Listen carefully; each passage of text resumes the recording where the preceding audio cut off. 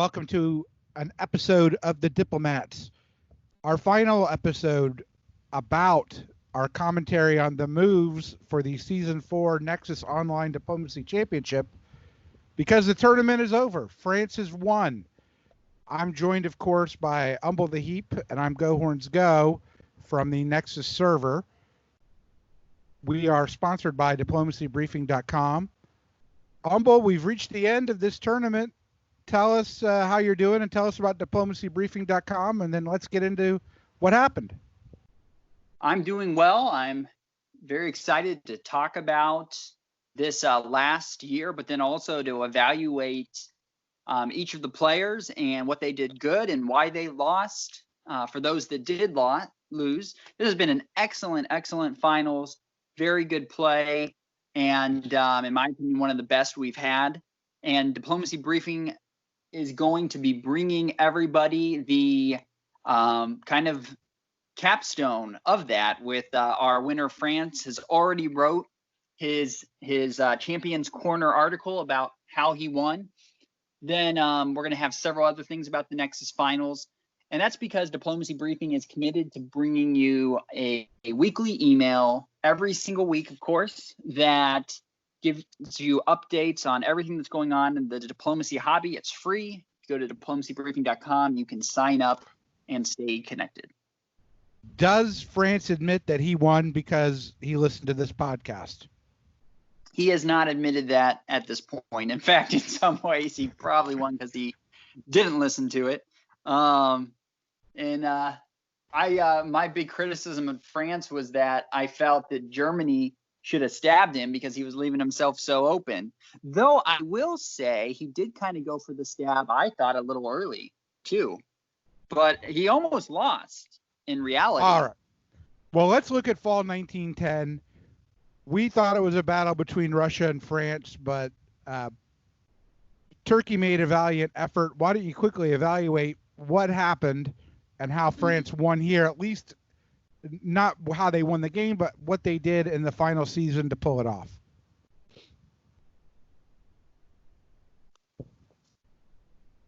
Sure. So it should be pointed out that France would not have won this game if Russia would have gone to Budapest.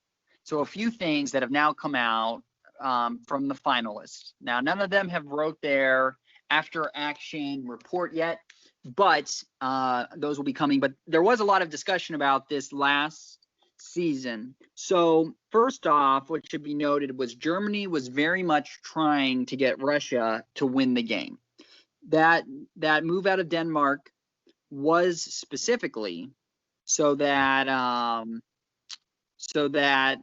Russia would get to 10. Right. That was the goal, get Russia to 10.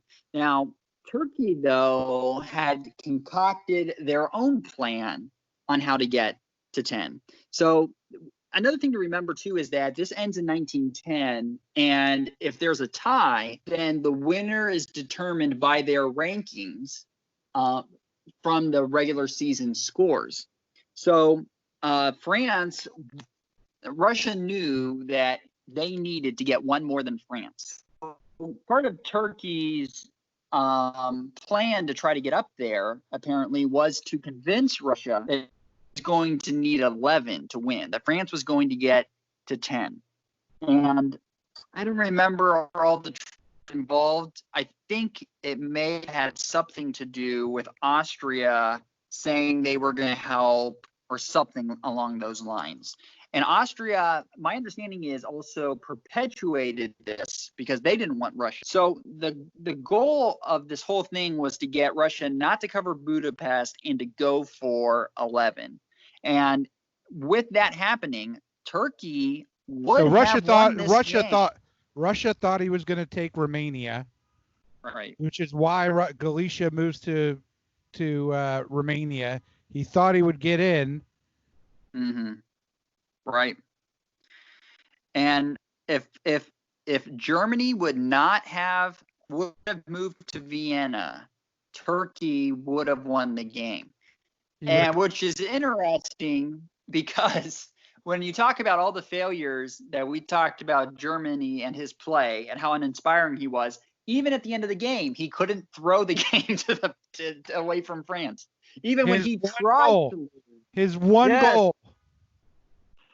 Yeah, even when he tried to lose, he couldn't lose. So, yeah, it was I don't understand all of that.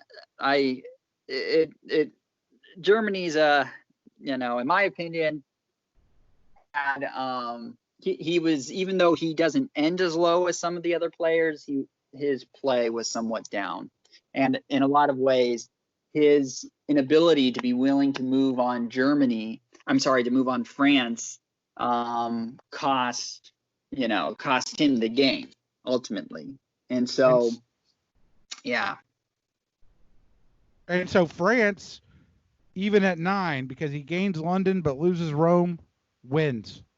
Right. So there was a 3-way tie: Turkey, Russia, France. France being the highest seeded going into the finals, he comes out with it. There was an interesting idea put forth that, maybe if there was a tie at the end, you should play another year until someone comes out on top, center ahead.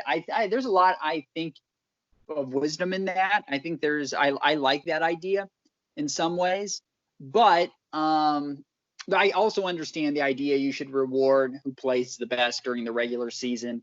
This is the first time there's been a tie at the end, and it was a 3-way tie. But, you have to give a hand there to Turkey, and I appreciate somebody who will go for it. Even if it's a long shot, I appreciate someone who will go all in, and it almost worked. I think as long as the rules are announced ahead of time, I'm fine with it. But the thing was, this was anonymous, apparently even within the game. So they didn't even know where everyone relatively stood at the beginning. It's difficult to assess what you need to win if you don't know where you stand. Mm-hmm. Well, in Turkey's case, he was the lowest, so he knew he was 7. And Russia knew enough, apparently, to know, because I think Russia was like 6th or 5th. So they knew enough to know they needed that extra 1. But Russia had the game if they would have covered Budapest. So that ultimately. So France is Italian, right? He's Pez. Correct. Yes. His nemesis, the other Italian, Babu. Yes. Bobo was Germany. Yes. Austria, we guessed Austria right, was Iozers. No, we guessed Germany right too. I said for a while that looks like bad play. You did actually. I was dead wrong. Conk/Flint was not Russia. He was Italy. Yeah. Captain Meme, and I'm proud of you, buddy, was Turkey, which means Max Vax was Russia. Right. Yeah. And the one reason I thought Conk may be Italy was because of how quick France jumped on him. And that kind of made me kind of feel like there was, that kind of moveset is not normal. And so maybe there was a meta play there with, I'm going to try to take out the highest ranked player. And that's the one reason why I thought that Conk was Italy. And as I should just kind of put out there, Conk was also Italy in the season 2 finals and flamed out there also. So it's a little unfortunate to get Italy twice in the finals. Right. But at the end of the day too, I didn't like his play as Italy. I liked it even less this time than I did in the season 2 final. Well, I will have Flint on and interview him, and he can rebut what we're going to say. But we are going to go through. You wanted, and I endorse, just going through an overall evaluation of why each power ended up where they did and where their mistakes were. Let's start with England, who we didn't mention was superstition. We mentioned that on a prior podcast. And you have said England lost this game because of spring 1903, which I have up on the screen. Oh, yeah. Yeah, I was negative of that move from the get-go because I said you're attacking both France and Russia at the same time. And to make matters worse, you would have gotten an army. Now, they mentioned that there was some deals they had made with Russia, that Russia would get Norway or something like that. Regardless of why you decided to make that decision, to me, it was a terrible decision. Because you had misread the board, first off. You had misread what was going on. Who was your biggest enemy? You misread they said they knew the Italian connection between Germany and France. I'm sure there was a way to work this out so that you didn't have to lose a build. As you can see, Russia wasn't going to be grabbing Norway that year, and so there's definitely some ways I think you could have probably worked this out so that you didn't have to give up Norway right away or anything like that. I feel I'm okay with the attacking France side of it, but definitely not the attacking Russia too. Germany, I think, even by this point, had maybe shown some indecisiveness. In fact, I'll have to look at it, but didn't they moved away from France in fall 1902, as I recall. Instead of stabbing France in Paris, they actually moved away. And so deciding to do this attack basically gave him no allies. So they misread the board. Spring 1903 cost them the game. Here's the fall 1902. Yeah, right. And the other thing too is he built Fleet Liverpool, right? He builds Fleet Liverpool, which telegraphs the move that he's going to make. So you don't even get that surprise move on France. So to me, it was just a very poorly planned attack on France that was not going to work, and it ended up being terrible for them.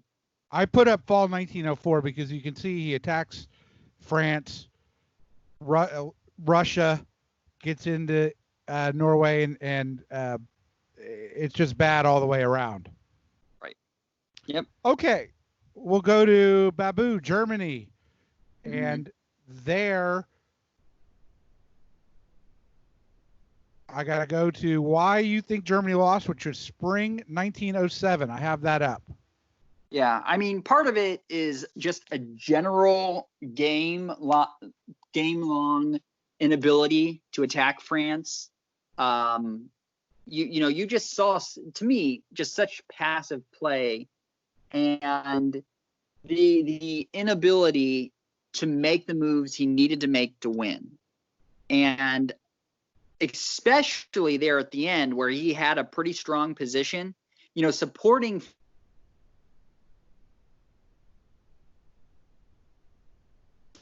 You had no way to defend yourself. You were letting him be able to influence all your other centers.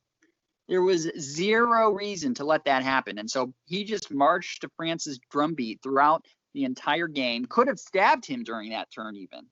And he just didn't. He played poorly. And so, yeah, I still don't know. I would love to know if that holding in Denmark in fall 1901, if he knew to do that or not, or if that was England and him working together to get France not to go to Sweden. I don't know. But that may have been Germany's best move. But it seems like France was dictating that whole alliance, and Germany was just going along with that. I'm not a fan of how Germany played at all. So this is my German problem. Fall 1902 with the Burgundy Army. Right. Why move there in the first place if you weren't going to do anything with it? And from this moment on, France dominated Germany. Yeah. Yep. All right. So, but you do have a best move for Germany, and I agree completely. Let me just get to it. It came early. Fall 1901. Yeah, I really liked that patience there. It's just, again, I don't know how much of that was him and how much that was others. I mean, we praised it a lot, but in some ways it foreshadowed the passive play of Germany throughout the game. But the killer thing was this. He had a great opportunity to win in 1906 and 1907 if he would have gone for it. And instead, he allowed France to get the position on him so that he wouldn't be able to win. So I really, really do not like it, but especially that North Sea move. That was terrible. That was terrible all around. All right, let's move to Austria, Iozers. Yeah. Why they lost, and I think we can easily say the gang up. RT got it together, and the gang up on them in 08 and 09. Here's the fall of 08. Yep. He lost 2, and then he lost another 2 after that in 1909. It's hard in some ways to be super critical of Austria on a tactical front because his real failure was he wasn't able to build a game-long alliance. And it's hard to, it's impossible for me to pin the blame on Austria because I don't know the press, but you have to say it's a failure. The inability to work with a game-long ally crippled him. He was constantly being used in different ways. But, I mean, it's a testament to his skill that he got back to 6 units, right? So that was very impressive. Did he get – was he – at one point he had Serbia and Romania, 3, 4, 5, and Venice, so 6. Correct. Yeah, he got to 6, and that's a great testament, but then it just fell apart. So I don't know how much that was attributed to pacing, because at the moment, Russia was attacking Turkey when that was going on. And so, what was the cause of, why wasn't he able to parlay that into a more anti-Russian? Maybe he got too greedy. Maybe should have given Turkey another center. I don't know. But so here in spring 06 is what you've listed as his best move. Mm-hmm. Yeah. Yeah, I would say, the whole year, because also in the fall, he takes, I think, Serbia after that, as I recall. And so he gets himself to 6 at the end of 1906. But something happened because then both Russia and Turkey teamed up. And in some ways, it was probably because they knew they couldn't win without killing Austria. But there should have been something there to try to keep an ally, whether it was a concession or something. So I feel like diplomatically, that's where Austria's real failures lied. They weren't able to work with anybody long term. Okay, so I'm going to say I think Austria's worst move was spring 1901, which I have up here on the map, with the move Trieste to Venice. I think it's good. Well, not if you're Italy. And it's not bad. If you want to gain an ally, I mean, I don't like it because what does it do to Greece? I understand the concern, right? The concern is Venice may move to Tyrolia. That takes care of that. But you are not setting yourself up in a good position to take out Greece when you do the Southern Hedgehog like that. But you can grab it in 1902 easy. You just do Serbia to Bulgaria in the fall, and you isolate the Greece army, and then you take it in spring 1902. So it's not the problem that people make it out to be. And there's nothing wrong with prioritizing defense. I mean, there's better things you could do with your fleets as Turkey too, besides bouncing the Black Sea, but people don't get upset about that. And if you look, the person who won is Austria in season 2 did a Southern Hedgehog. And the other 2 seasons, they didn't do that, and they got swallowed up. Any Italian that gets mad about that I think it's ridiculous. The Southern Hedgehog is a perfectly fine opening for Austria, especially because you find so many Italians in the online scene being so aggressive against Austria. I feel like there's a general bias that Italians believe you have to attack Austria quickly to do well. And I think that's baloney. And generally, too, in the face-to-face scene, you don't see Italy attacking Austria very quickly in comparison to the online. So the Southern Hedgehog, I think, is even more important in the online scene. And I don't know what Italy thinks he's going to be doing. The only way Italy can do great things with their army is if they attack Austria in that moment. I mean, what else are you going to do with that army that's really of any use that doesn't make Austria uneasy? Because if you throw something in Taurilia, that's not good for Austria, right? Well, And yeah, going but I don't mind. I don't mind. I just the thing I don't like is he's got to. I mean, I guess because Venice moves to Apulia here, it does seem to limit Italy's options, right? And he doesn't think if they can't, you have to agree on that. If you're between Italy and Austria, your issue is like, well, Austria must have had diplomatic failures, and your solution is, well, Italy shouldn't have been as mad. And my point is, a failure is a failure, and but he and Italy needed to get on the same page.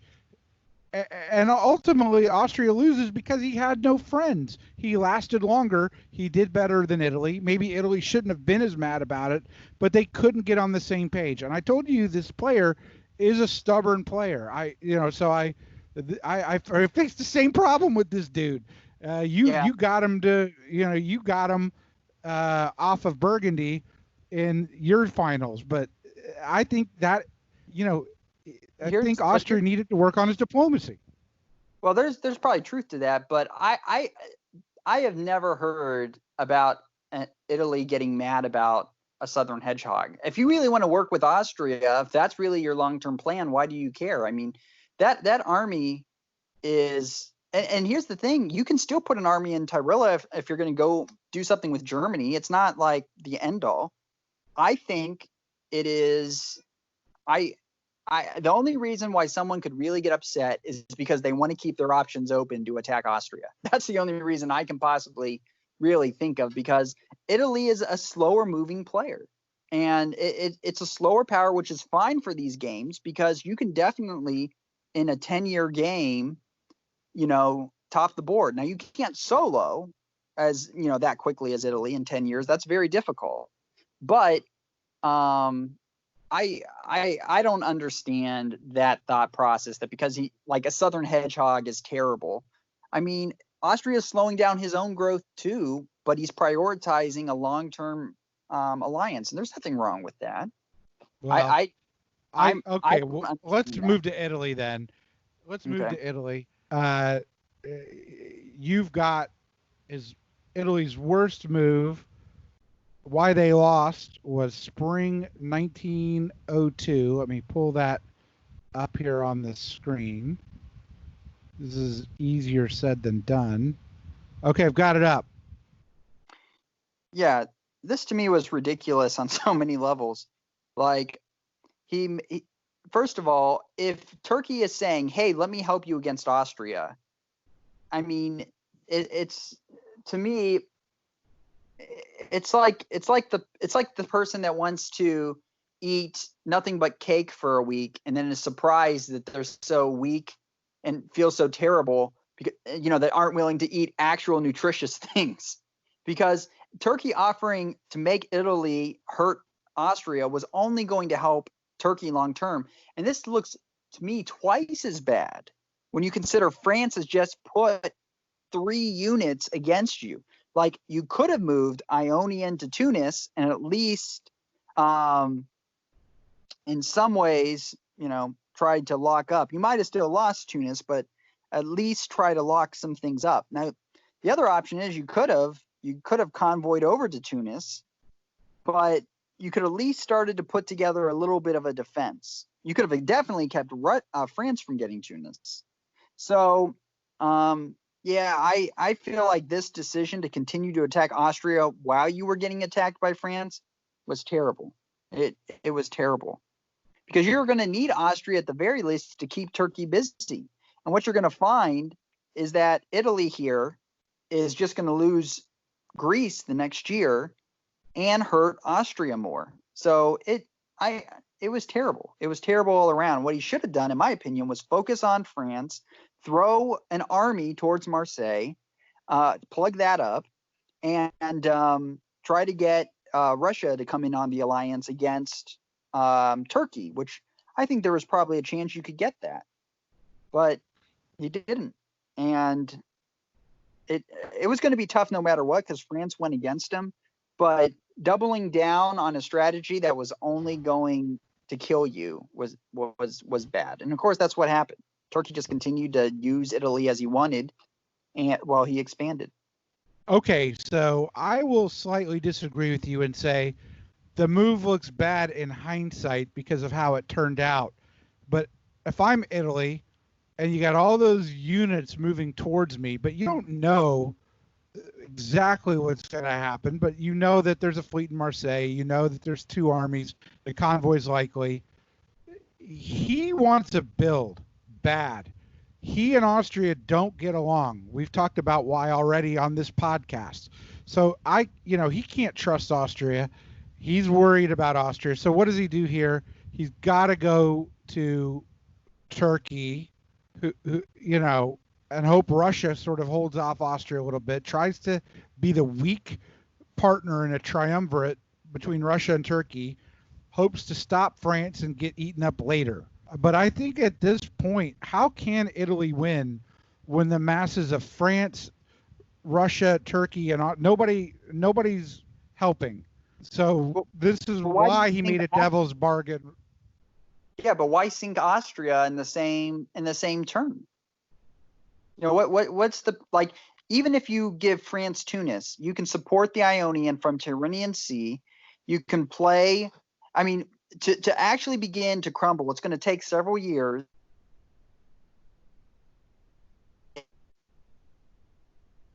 Work if you really load up. And sure, maybe he has that kind of freedom for that long, but you would have to think at some point, both England and Germany, and I'm thinking as spring 1902, you have to think someone's going to take advantage of that and you're going to get your space. And I was very negative against this when it happened. I mean, I thought it was great for Turkey, but I thought it was terrible for Italy, because all you're doing is you're opening up Turkey to be on the other side of you. So if you're going to die, I mean, at least don't say I'm going to take Austria down with me in spring 1902. I find that ridiculous. And I didn't like it from the get-go, and I was very negative against it right from the start. I didn't like it. I think you could have held out for a long time, and Austria had reason not to attack you. There would be reason for Russia to attack Turkey because you guys had space. And the normal calculus would be France is going to get stabbed before something. So, yeah, I'm not. So I don't know. I mean, Austria moves to Greece in the same move. I mean, it's not like Austria trying to help Italy here. But he supports Greece up to Bulgaria. So the idea was, if we get this right, then I'll get into Greece. If we don't, you're still in Greece. So, Austria, the play was, let me move your army to Bulgaria and then I'll take Greece. So, it wasn't a terrible move in that sense. I don't know. To me, it feels like you're punishing the person who's not attacking you. And why do you? For me, right. why am I going to take somebody down that's not attacking me? I'm not going to reward the person that's throwing 4 units at me by saying, and here's the killer. Conk did the exact same thing in season 2. I was Turkey. France is here's the thing. I never attacked Conk one time. I did move into the Ionian, but that I immediately pulled back out. And the only reason I moved in there was because he was attacking me. So Conk did the same thing in season 2. He continued to attack with France coming up and taking his centers. I don't get it. I don't get the thing of I'm going to attack the person not attacking me so that I can then defend, because all you're going to do is get other people to throw your units. I'm against it. I hated that Italian play. All right, let's move to Russia. You generally liked Russia's play. I put up fall 1907. Yeah, this ends up being, is this the best or the worst move by Russia, or both, if that's possible? I think it was good because he had to attack Austria to win, and you saw how strong of a position he got. as he played along. I personally, I liked Russia's gameplay throughout. To me, I feel like he played a consistently good game, and the only thing I could maybe slightly call him on was attacking Turkey early on in like maybe 1904 or something. But at the same time, Turkey attacked him on the same move, so it's hard to really get mad at him because he made the move he needed to because of what Turkey did. So I personally have very little to criticize Russia on. I feel like he probably played the best game out of everybody. He just got desperate in the last move and lost. Right here. Yeah. This is it. This is where he lost, obviously, but worried about what was going to happen and Right. not covering Budapest in a vain hope that he could take Romania. Yeah. It's amazing. And here's the crazy thing. Now I wonder about this. Why didn't Germany support Trieste to Venice? Why didn't he do that?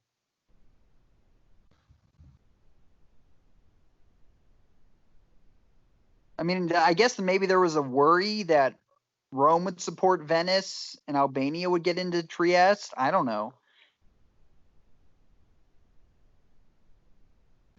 Yeah, I don't know. Vienna down to Trieste. You would have got it. You know, he could have. It was open actually for him to end on 11 if he would have done it that way. So anyway, regardless, you know, I really have a lot of good things to say about Russia. I like how they generally played their game. I don't really have any problems at all. I like how they handled England. I like how they handled Germany at the end. I like a lot. I really liked Russia's play. All right, so let's move to Turkey. Why they lost? You have fall 1908, which I have up here, and fall 1909. Why do we have 08 up? And both of those, he could have stabbed for I think between 2 and 3 centers. Like you can see here, he could have, instead of supporting Russia to Budapest, he could have supported Greece to Bulgaria. And the result of that would have put him to 7, and it would have dropped Russia to 5. Now, I think at that point too, it you know, he has Italy kind of working with him. There's probably some truth that maybe Austria would have been able to, you know, work Russia against him. I don't know, but you would have really hampered Russia. But fall 1909 is especially, it's especially sad because there is no reason to be growing somebody in fall 1909 unless you are trying to not win. I've got fall 1909 up right here. Yeah. Why? So you're sitting there, and rather than attacking him, you know, trying to keep Romania, because you could have supported Bulgaria up to Romania and then Greece. Like, I understand you might have been afraid that Austria was going to hit you, but I think at this point, Austria and Turkey were working together anyway, right? So Austria knows he's not going to win. He's working against Russia. There's so many different things you could have done to put yourself in the winning position. You could support Austria into Budapest and hold Romania. I mean, like, you could have dropped Russia theoretically to 5 and pushed yourself, let's see it, to 8. And you instead supported Russia into the strong position they had and robbed yourself of it. Fall 1909 is terrible. It's just so terrible. If you were supporting somebody into centers in 1909, you better have a great reason, and it generally should be because you're supporting somebody against the ward leader. But other than that, if you have a chance to win and you're giving somebody else a better chance to win, you deserve to lose. So And it's amazing that close. I agree with you on fall 1909, but I cannot let fall 1905 go unnoticed, which I have on the screen here. The Smyrna hold. Yeah. Yeah, that doesn't make sense. You're right. That's pretty terrible. Brutal. That was Yeah. brutal. But yeah, you do have an award for Turkey for his spring 1902 move, which I can put up here on the screen. Yeah. That What is the award? Serbia, that Greece to Serbia, to me, that's the Humble Award right there. The fall 1910 is up there too, because as he explained all the diplomacy stuff he did behind the scenes to make sure Budapest was open, that's up there too. So Turkey, even though I hate his fall 1909 move so much, he definitely wins the Humble Award in deviousness. So I love the support to Serbia. I love what he did there in fall 1910. Just some really, really high level puppetry.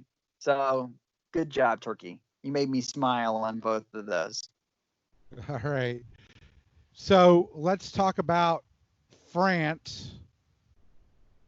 I'm going to give you, let's see here. Well, we'll talk about why France won and why France lost. Or why he could have lost? Sorry. Obviously he won. I'm going to put spring 1906, which you've listed as his best move. Yeah, I really like how he worked with Germany to take down England, and it's very nice. It was good. You have to also put in there convincing Germany to let him take the North Sea. I mean, that unlocked his ability to win in the end. Being able to get that and grab a center and defend Belgium, all because he's in the North Sea. He disrupted Germany's ability to win. So getting the North Sea is also up there. Ultimately, if you boil it down, him pulling the strings of Germany throughout the game won him the game. There is very, very few players that would not have just wiped France out with how open he left himself. My favorite move here in fall 1902, what I pointed out for Germany's worst move, but convincing Germany to move back to Munich while supporting England onto the continent. Yep. Good move. I can't imagine that Germany agreed for England to get Belgium. And if anything, if we were going to give England a best move, it would be this one, I suppose. But then he followed it up by building Fleet Liverpool.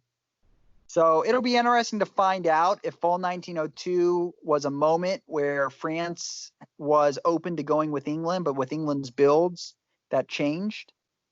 Yeah, it's still, to me, mind-boggling, that Fleet Liverpool build, because you robbed yourself of a lot of possibilities.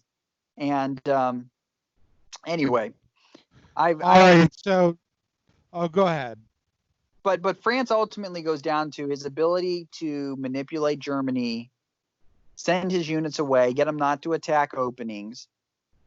Germany was playing as an extension of France, and in a lot of ways, and you could tell that. You could tell Germany was not the leader of that alliance, and that ultimately secured him the win. So no one gets a perfect score, but on that point, for France to be so confident to move to the Western Med in fall 1901, which I have up here, to leave himself totally exposed and naked and to not get punished, speaks to his craziness and points out that alliance with Germany, as you said, was the reason why he was able to win. Yeah, it was definitely fun, enjoyable play. You don't see that very often, that move, and so it's interesting. And I, trying to weaken what can sometimes be a big thorn in France's side, because Italy can jump out and attack right when France starts to get going. It's very interesting. It's obviously a Western triple, but it's a Western triple that didn't look like a Western triple, right? Because England and Germany didn't seem to be on the same page.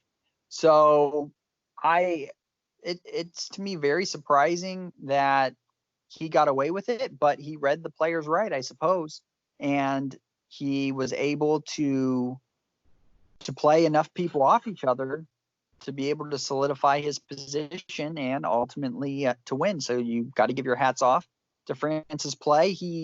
I thought he had locked the game up in 1908, maybe 1909, but and then he made some really big mistakes, but his position was still so strong. He still was able to get to, and he won the finals. So good job, Pez.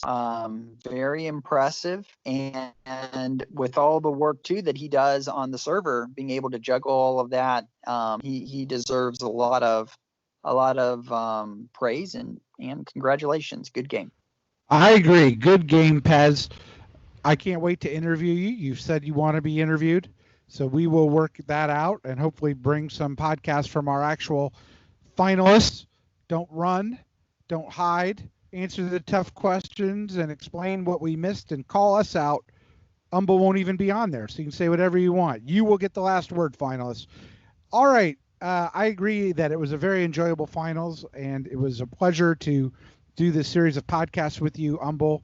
I wanted to thank diplomacybriefing.com for sponsoring us. They will sponsor us even when you don't appear on this podcast. So tell me if there's anything else you want to say before we call it a wrap on season 4. Yeah, there will be a Nexus themed issue either this coming Friday or the following one. Like I mentioned, there will be an article from Pez talking about his win and some of the strategies he had. There's going to be a whole gallery put up about the drawings that were done by Lady Razor during the finals that were just very clever. There'll be several other things, some announcements for some upcoming tournaments. So definitely subscribe. And, possibly I'm planning on playing in the Boston virtual tournament. I know you are too. So, all things, if that works out, we'll do another podcast talking about that virtual tournament and how that went down. And hopefully we'll have some good games to talk about that won't be anything that's too embarrassing. I am playing the Boston Massacre Tournament. You can go to diplomacybriefing.com for information about it. I expect to get massacred, but I will have fun. Thank you, Umble. Thank you, diplomacybriefing.com. Thank you, Nexus, and thank you, our finalists. Good night. Good night.